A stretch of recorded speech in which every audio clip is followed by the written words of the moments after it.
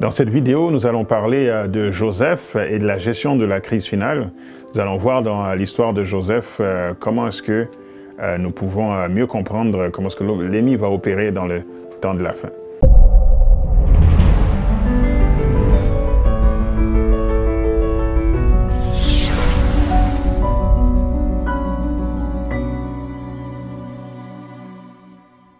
Bonjour, ici Aboubakar Kamara.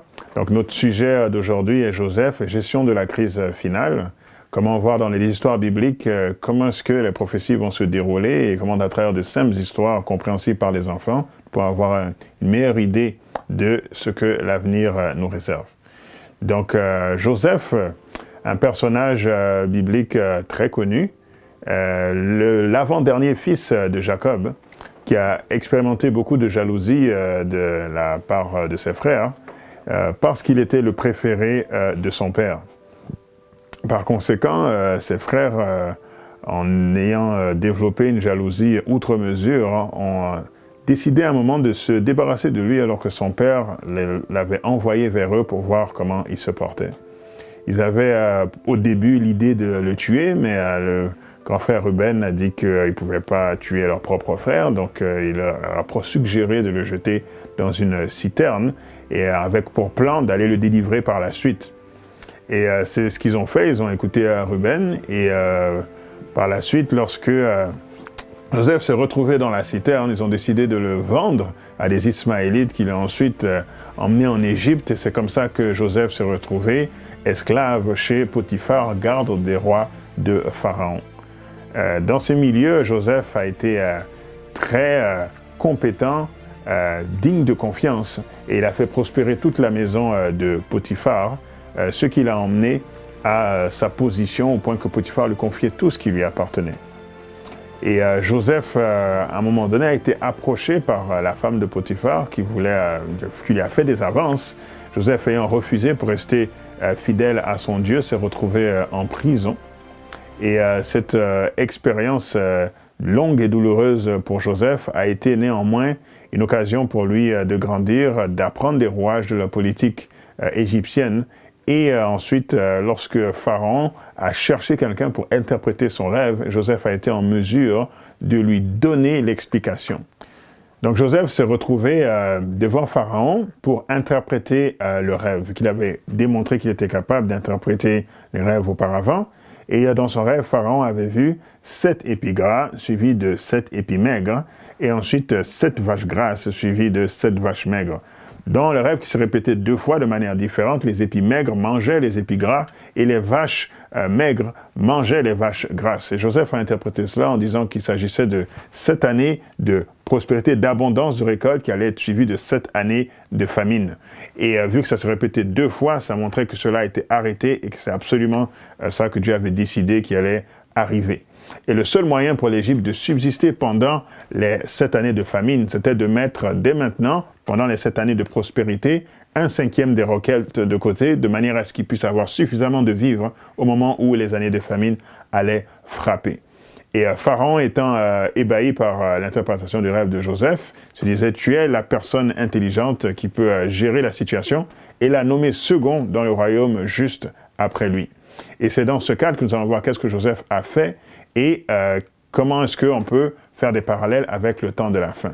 Dans le livre Patriarches et Prophètes, page 217, le paragraphe 1, c'est écrit que la vie de Joseph est une image de la vie de Jésus-Christ. Et effectivement, on peut faire plusieurs parallèles. Par exemple, Joseph a commencé cette nouvelle fonction à l'âge de 30 ans.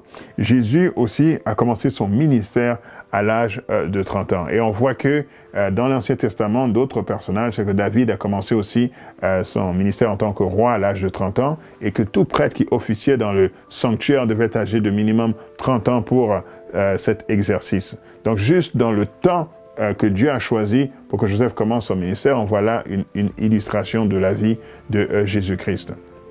Aussi, nous voyons que Joseph est né d'une naissance miraculeuse. Sa mère Rachel était stérile et donc Dieu a dû intervenir de manière surnaturelle pour qu'elle puisse avoir Joseph comme enfant et par la suite Benjamin. Jésus aussi est né de manière miraculeuse puisque le Nouveau Testament nous dit qu'il est né de l'action du Saint-Esprit. Joseph était le fils préféré de son père, ce qui a entraîné la jalousie de tous ses frères. Et Jésus est le fils unique du Père, dans le sens où il n'y en a pas d'autre comme lui, c'est lui seul qui est d'enfant l'image parfaite de Dieu et qui en fait est Dieu lui-même. Joseph a été envoyé vers ses frères pour voir comment il se portait et en retour ils l'ont maltraité, ils l'ont jeté dans une citerne et ensuite ils l'ont vendu pour être esclave. Jésus a été envoyé vers ses frères, vers l'humanité pour notre bien et en retour il a été crucifié, jeté dans la tombe et il en est ressorti vivant parce qu'il a été ressuscité. Les frères de Joseph étaient jaloux de sa relation avec son père, de l'amour que Jacob lui portait.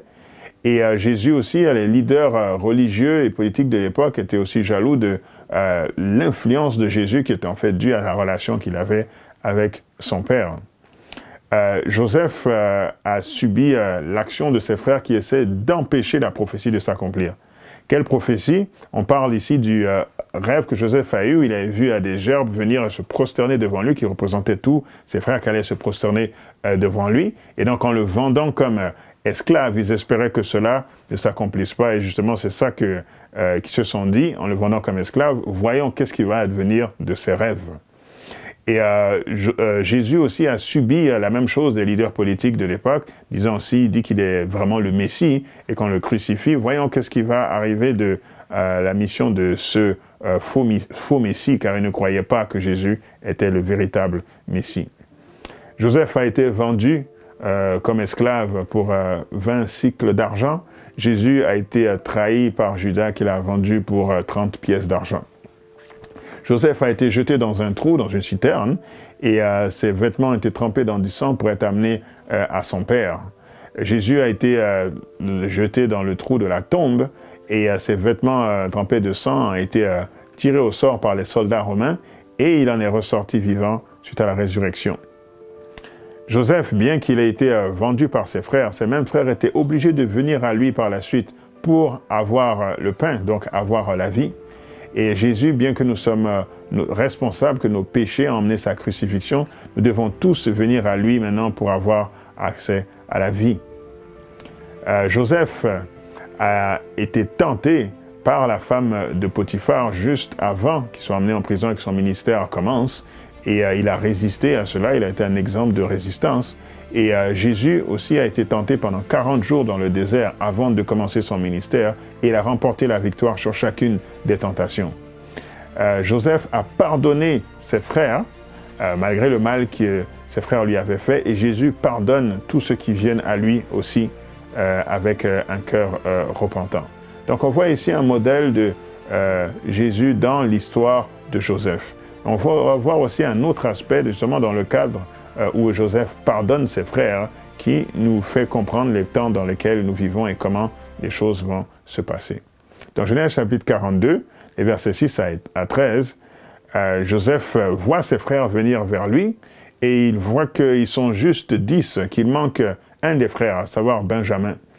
Et il se dit, je veux savoir si Benjamin est vivant, donc il leur fait un petit test en les traitant d'espions.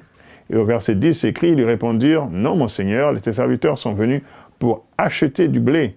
Nous sommes tous fils d'un même homme. Nous sommes sincères. Tes serviteurs ne sont pas des espions. » Il leur dit, « Nullement, c'est pour observer les lieux faibles du pays que vous êtes venus. » Ils répondirent, « Nous, tes serviteurs, sommes 12 frères, fils d'un même homme, au pays de Canaan, et voici le plus jeune est aujourd'hui avec notre père, en parlant de Benjamin, et il y en a un qui n'est plus, en parlant de Joseph lui-même. » Alors que Joseph se trouvait devant eux, et bien sûr, il n'était pas en mesure de le reconnaître. Nous voyons ici que dans la vie de Joseph, par rapport à ses frères, il y a plusieurs phases. Donc là, ils disent qu'il n'est plus, pensant qu'il était mort, ou peu importe ce qui lui était arrivé après qu'il ait été vendu aux Ismaélites. Donc il y a un moment où Joseph était avec ses frères, il était avec eux, et un moment où il n'est plus, parce qu'il était mort, du moins dans l'esprit de Jacob et peut-être de ses frères. Et ensuite, dans cette période où Joseph réapparaît devant eux. Et quand il réapparaît devant eux, il n'est pas n'importe qui. Il est le second en termes de puissance dans toute l'Égypte, juste à côté de Pharaon. Donc on voit ici 3 fois, Joseph est avec ses frères, Joseph n'est plus avec ses frères parce qu'on pense qu'il est mort, et Joseph réapparaît, et quand il réapparaît, c'est en position d'autorité juste à côté de Pharaon, qui est le roi de la plus grande puissance de l'époque. Cela ressemble beaucoup à ce que l'on trouve dans Apocalypse chapitre 17 et le verset 8, en parlant d'une bête aussi. C'est écrit, la bête que tu as vue était, et elle n'est plus. Elle doit monter de l'abîme et aller à la perdition.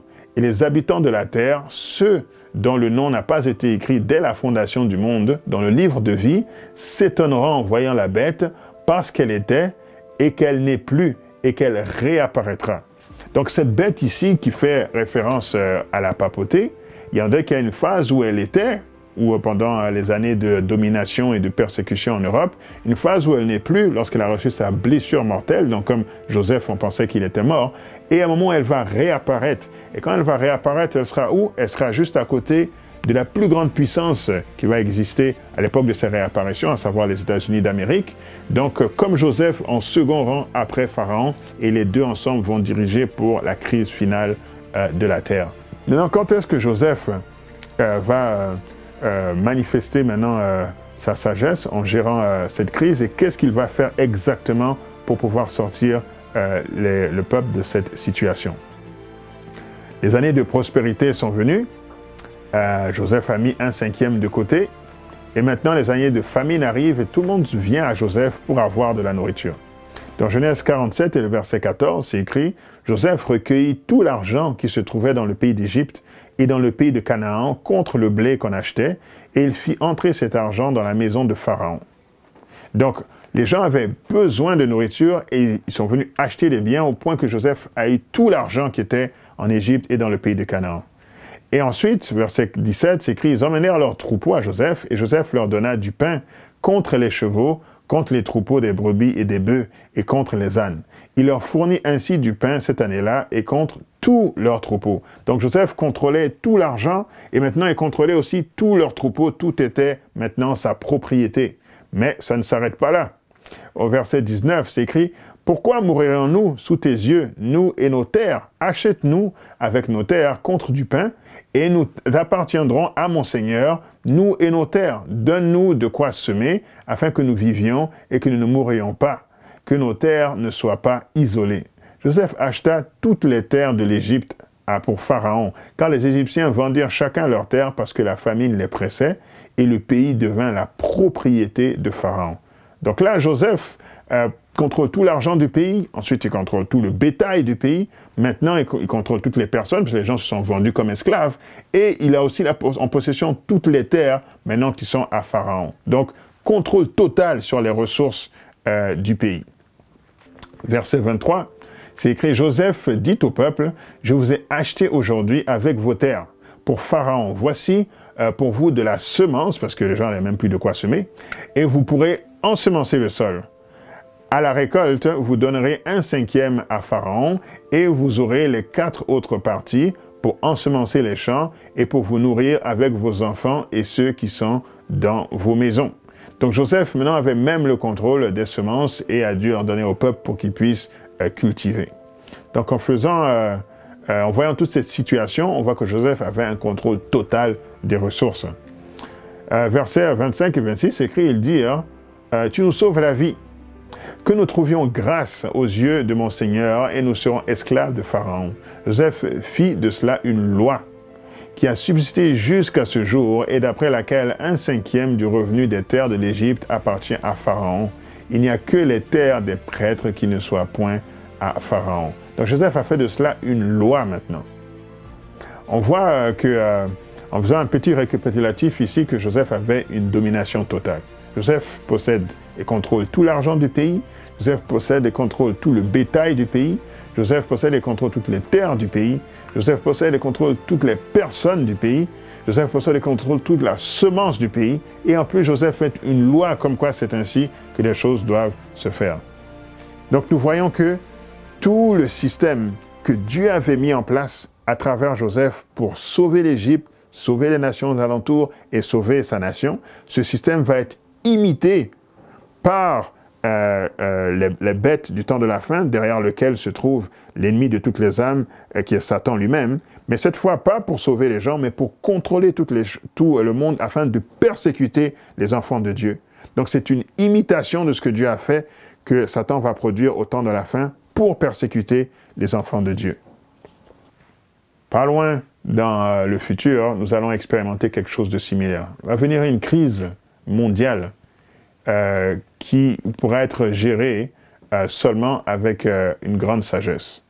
Mais la grande autorité de ce monde, les États-Unis d'Amérique, feront faire confiance à la papauté pour gérer cette crise. Et au lieu de faire avec la sagesse divine comme Joseph l'a fait, ce sera toute une autre sagesse qui va essayer de gérer cela. Mais la méthode utilisée va être la même. Contrôle de tout l'argent, donc toutes les ressources financières, contrôle du bétail, donc les autres biens que nous pouvons avoir à en vendre pour en faire de l'argent si on essaie de convertir à ce à quoi cela correspond aujourd'hui, contrôle au niveau des terres du pays, contrôle au niveau des personnes, contrôle au niveau des semences, et une loi va être décrétée. Et on sait que cette loi, ce sera la loi d'adorer le jour du repos, le dimanche comme jour du repos, et tous ceux qui n'obéiront pas à cette loi, qui est la future marque de la bête, ne pourront ni acheter ni vendre, donc seront bloqués au niveau de leurs ressources, exactement comme on l'a vu dans l'histoire de Joseph. Heureusement, il y a deux exceptions.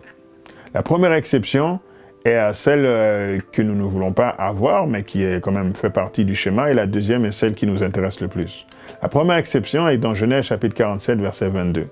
C'est écrit seulement, il n'acheta point les terres des prêtres, parce qu'il y avait une loi de Pharaon en faveur des prêtres qui vivaient du revenu que leur assurait Pharaon. C'est pourquoi ils ne vendirent point leurs terres.